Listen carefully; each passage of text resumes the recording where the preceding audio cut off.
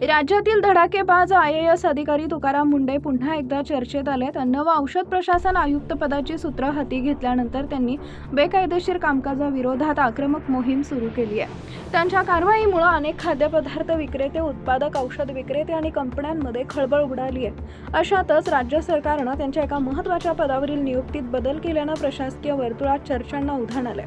सामान्य प्रशासन विभागानं मंगळवारी जारी केलेल्या शासन निर्णयानुसार तुकाराम मुंढे यांना परभणी जिल्ह्याच्या पालक सचिव पदावरून हटवण्यात आलंय।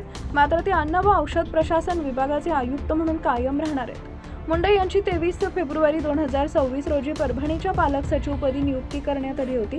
त्यावेळी ते दिव्यांग कल्याण विभागाचे प्रधान सचिव होते। त्यानंतर त्यांची FDA आयुक्तपदी नियुक्ती झाली आणि आता पालक सचिव पदावरील जबाबदारी काढून घेण्यात आली आहे। शासनाने केलेल्या बदलानुसार परभणी जिल्ह्याच्या पालक सचिवपदी डॉक्टर चंद्रकांत पुलकुंडवार यांची नियुक्ती करण्यात आली आहे। सध्या ते ग्रामविकास व पंचायत राज विभागाचे सचिव आहेत।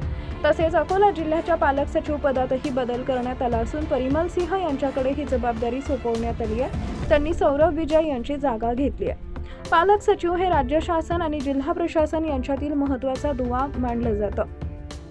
शासनाच्या विविध योजना, विकास कामं आणि कल्याणकारी उपक्रमांची प्रभावी अंमलबजावणी होतीये की नाही यावर ते लक्ष ठेवतात। यासाठी संबंधित अधिकाऱ्यांना वर्षातून किमान 4 वेळा जिल्हा दौरे करणे, योजनांचा आढावा घेणे, अडचणी ओळखून उपाययोजना सुचवणे आणि शासनाला अहवाल सादर करणं आवश्यक असतं। दरम्यान तुकाराम मुंढे यांच्या या नियुक्तीतील बदलांमुळे प्रशासकीय क्षेत्रात विविध चर्चांना सुरुवात झाली असून आगामी काळात त्यांच्या भूमिकेकडे सर्वांचं लक्ष लागलंय।